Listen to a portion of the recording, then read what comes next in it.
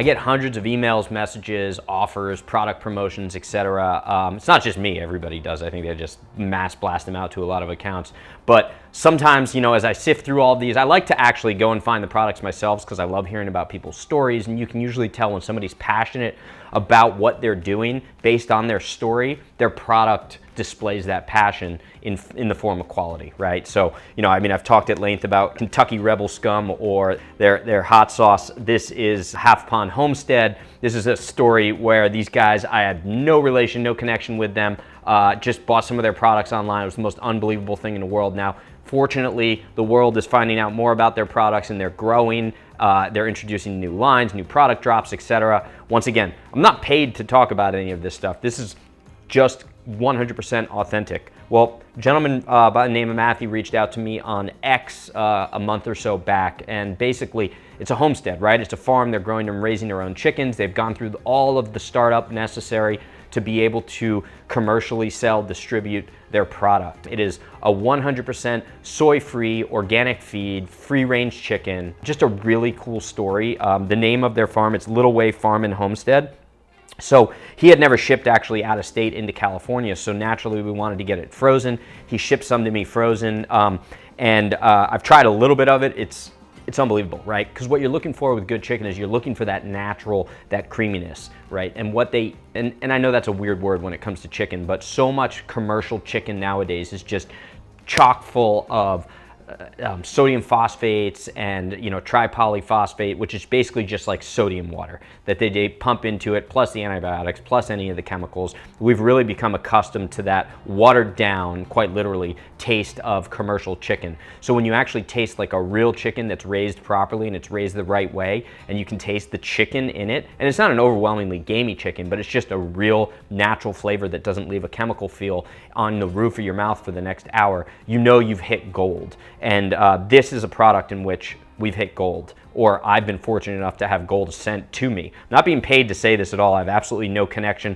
or financial relationship with this farm. I just want to support a lot of these small farmers. So, you know, check him out. Look, his X handle, let me find it here, is it's actually Matthew, M-A-T-H-E-W _ of then LWFAH, which is Little Way Farm and Homestead.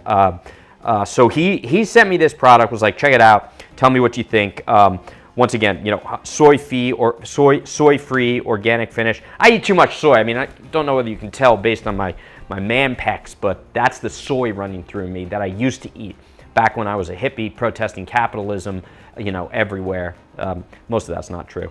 But in any case, I try and avoid all of that junk food that is consumed secretly through the feed of the food that you're eating, right? So that's how deep down that chain of custody you got to go back from, you know, what do you want to say, farm to plate, whatever cliche you want to use. So what we're going to do is we're just going to do a quick cook here with these tenders, right? These are tenders from the bird. But he also sent me the boneless breasts. He sent me the legs and then the wings. We're going to do some wings tonight as well. So I'm pretty pumped about this. So we're going to be eating some chicken here at the Gruel household over the next couple days. But with you guys, let's cook some of these tenders, because chicken tenders, I think, are often misunderstood. People just think of them as fried chicken tenders, right? But I like the tender because it's a little bit more tender, right?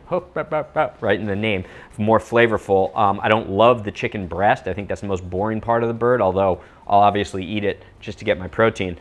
We made this specialty spice blend that I'm going to be giving out for the holidays. So check that recipe out. This is an umami-based spice blend, right? So you got your shiitake mushrooms blended in here, garlic, a whole bunch of seasoning, Aleppo pepper, smoked paprika. It's our own specialty spice blend. This is my gift for people over the holidays.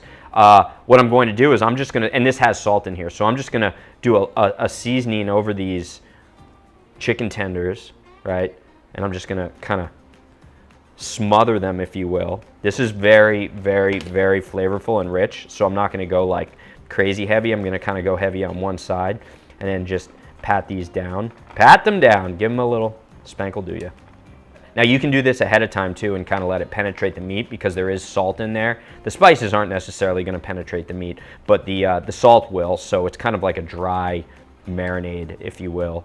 So now we're just going to take these over to the stove. When I'm tasting a new product, I always want to keep it simple. I want to have some flavors in there that are going to amplify the natural flavor of the meat, but I don't want it to be like overwhelming, right? I'm not gonna do a, like a chicken lo mein with the beautiful chicken tenders here.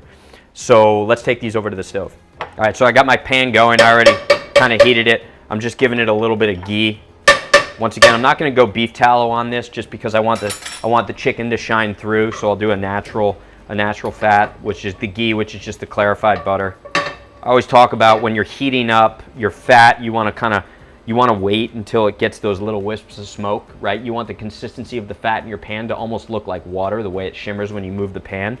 You do not want it to smoke.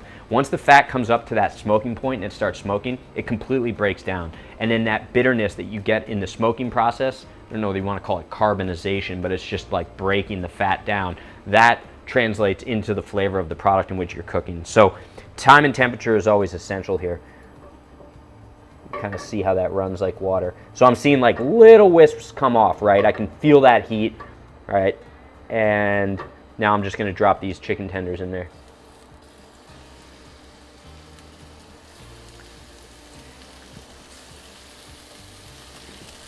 Notice I didn't really do the second side just because the spice blend is so strong.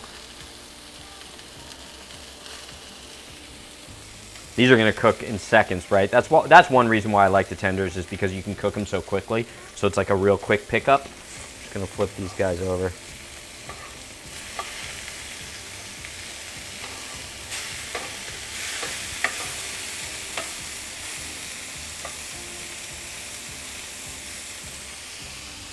There we go. So I'm just going to let these finish, right? I'm going to let them go on the other side. I can tell they're raw in the center, but this guy's almost done right here. The little tender, probably the pinky tender.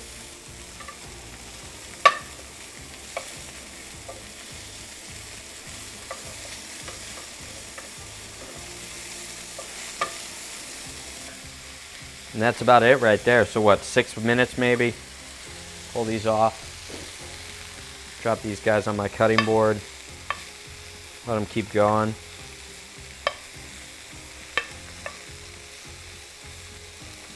Now they did shrink down a little bit, which actually is good for me because that's a sign that they aren't pumped full of sodium solution, tripolyphosphate.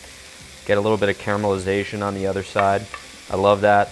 I mean, chicken tenders don't have to be fried, right? Like, these are just fun to eat on the go. You can actually even cook a whole batch of chicken tenders up and throw them in your fridge and just grab them as you need them. That's what we do. That's what we do. All right, so I'll put these in a... I'll kind of plate these up for... I'm going to bring these to Lauren. She's upstairs taking her afternoon nap. So I'm going to bring these to her. It'll be romantic. Now, because I'm a glutton for punishment, I want to do a little bit of cheese on top, right? So this is just some smoked Applewood smoked cheddar, aged cheddar. Just do a little bit of that on there. Oh yeah, the kids will love that, right? You gotta have cheese. Gotta have cheese. And maybe a little bit of my old Kentucky Rebel scum, just a little bit on the outside. Lauren can kind of dip it through. Oh my gosh, look at the beauty on that. Look at the beauty on that. I got Kentucky Rebel scum. I got smoked Applewood cheddar. Beautiful, fresh Homestead Farm chicken tenders. These are hot. These are hot, but I'm going to go for it. Oh. Hoo-wee.